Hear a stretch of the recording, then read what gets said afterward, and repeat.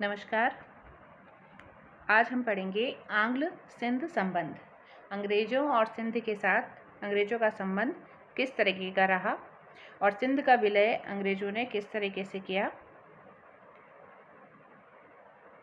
जिस तरीके से पंजाब पर अंग्रेज़ों ने अधिकार कर लिया था, उसी तरीके से सिंध पर भी विजय प्राप्त करके उन्होंने सिंध को अंग्रेजी साम्राज्य में मिला लिया।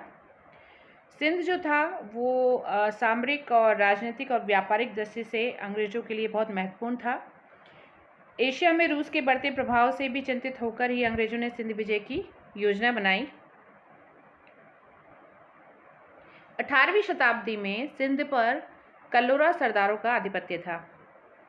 1771 ईस्वी में तालपुरों की एक बलूच जाति सिंध में आकर बस गई और इसी जाति का एक नेता था मीर फतेह अली खां। उसने 1783 ईस्वी में कल्लोरा वंश को पदच्युत करके सत्ता अपने हाथ में ले ली। फिर उसकी मृत्यु के बाद उसके भाइयों ने सिंध को आपस में बांट लिया और अमीर की उपाधि धारण कर ली। उन्होंने अपनी 3 शाखाएं क्रमशः हैदराबाद, खैरपुर और मीरपुर में स्थापित की। वे नाम मात्र को अफगानिस्तान की अधीनता मानते थे। सिंध के साथ अंग्रेज शुरू से ही व्यापारिक संबंध कायम करना चाहते थे। उन्होंने वहाँ अपनी व्यापारिक कोठियाँ भी कायम की थी, परंतु 18वीं शताब्दी तक अनेक कारणों से उनके व्यापार की प्रगति नहीं हो पाई थी और फ्रांसीसी आक्रमण के समय उन्हें सिंध की उपयोगिता पता चली और उन्होंने सिंध की तरफ ध्यान दिया। 19वीं शताब्दी में अंग्रेज और सिंध के संबंध किस तरीके से रहे? 1809 से 1843 ईस्वी तक लॉर्ड मिंटो से लेकर लॉर्ड एलनबरा के समय तक सिंध से संबंध बनाने का प्रयास किया गया। 1809 ईस्वी में लॉर्ड मिंटो ने एक दूत अपना भेजा सिंध में, जिसने सिंध के अमीरों के साथ एक शाश्वत मित्रता की संधि करी। संधि के अनुसार अमीरों ने यह आश्वासन दिया कि वे फ्रांसीसियों को सिंध में नहीं बसने देंगे। 1820 ईस्वी में यह संधि फिर से दोहराई गई और उसमें एक नई धारा जोड़ दी गई कि सीमा की सुरक्षा भंग करने वाले उपद्रवियों को दबाने के लिए कड़ी कार्रवाई की जा सकती है। इसी बीच पंजाब में रणजीत सिंह की शक्ति बढ़ रही थी और पंजाब में अपनी स्थिति सुदृढ़ करने के बाद रणजीत सिंह ने भी सिंध विजय की योजना बनाना शुरू किया। रणजीत सिंह ने बैटिंग के सामने सिंध को जीतकर आपस में बांट लेने का प्रस्ताव भी रखा था, जिसे बैटिंग ने अस्वीकार कर दिया, नहीं माना। वस्तुतः ऐसा करके वो रणजीत सिंह के बढ़ते प्रभाव और महत्वाकांक्षाओं पर नियंत्रण रखना चाहता था। दूसरी तरफ जो बेंटिक था वो स्वयं ही सिंध से अपना संबंध बढ़ा रहा था, तो वो सिंध को आपस में बांटना नहीं चाहता था, पूरा सिंध पर कब्जा करना चाहता था। 1831 ईस्वी में लॉर्ड एलनबरा ने अलेक्जेंडर वंस को सिंधु नदी की खोज के लिए भेजा और वह सिंधु नदी के जलमार्ग से लाहौर पहुंचा।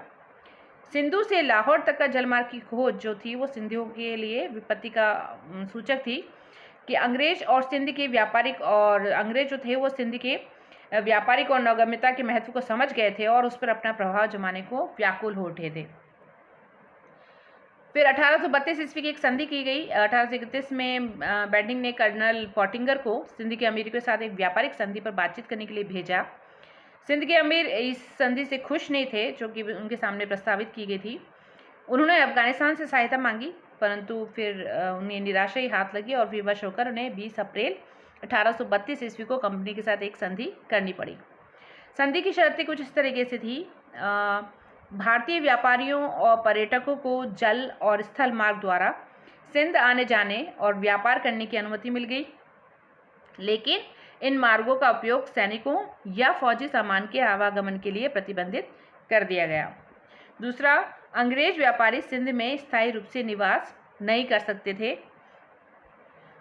तीसरा, अंग्रेजों ने सिंध से किसी प्रकार की सैनिक या आर्थिक सहायता की मांग नहीं करने का आश्वासन दिया और अमीरों ने जोधपुर के राजा के सहयोग से कच्छ के डाकुओं का अंत करने का वचन दिया और दोनों पक्षों ने एक दूसरे के क्षेत्र के अतिक्रमण नहीं करने का भी वादा किया। तो इस संधि द्वारा सिंध पर अपना प्रभुत्व जमाने का मौका अंग्रेजों को मिल गया और 1834 ईस्वी में इस संधि को और भी पक्का कर दिया गया। लॉर्ड ऑकलैंड की सिंध के प्रति क्या नीति रही? लॉर्ड ऑकलैंड ने सिंध के प्रश्न को भारत को रूसी षड्यंत्र से बचाने के विस्तृत प्रश्न का एक भाग बना दिया था।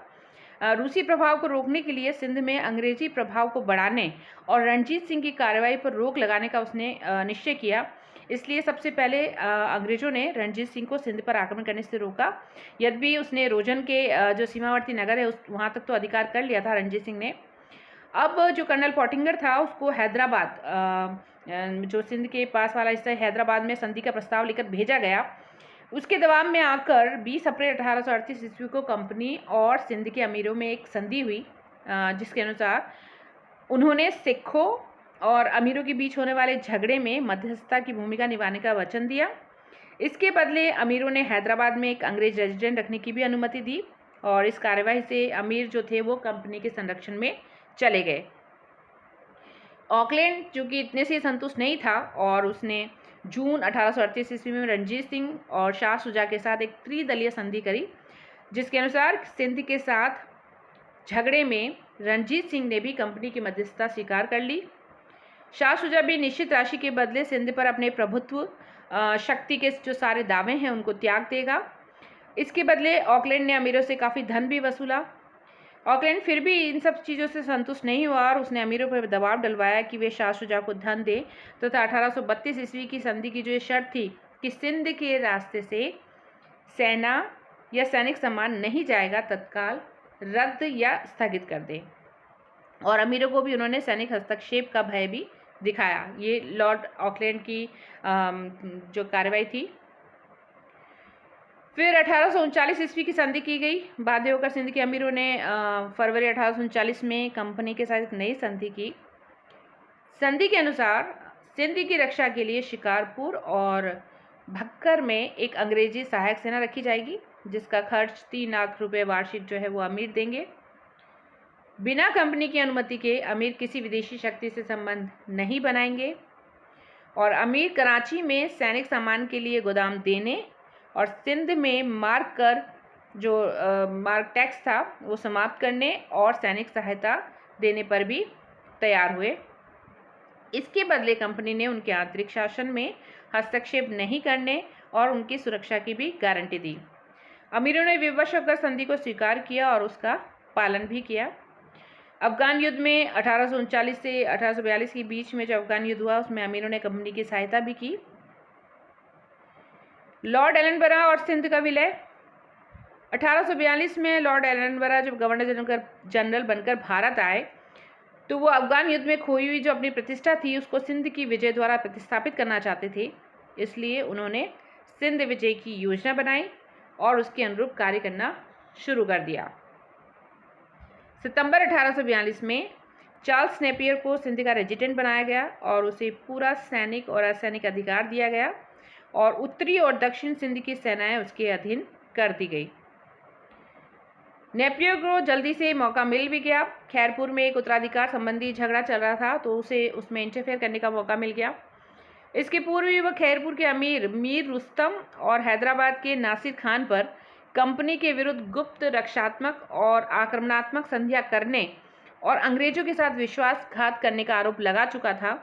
तो दंड स्वरूप उसने अमीरों पर दबाव डालकर उन्हें फरवरी 1843 ईस्वी में एक नई संधि करने पर बाध्य किया, जिसकी शर्तें थी कि कंपनी को कर के बदले यानी टैक्स के बदले कुछ महत्वपूर्ण प्रदेश जैसे कराची, ठट्टा, सखर, रोहरी ये इत्यादि मिलेंगे और सिंधु में चलने वाले जो अंग्रेजी जहाज हैं उनको जलावन देना था और सिक्के ढालने का अधिकार भी प्रदान करना था।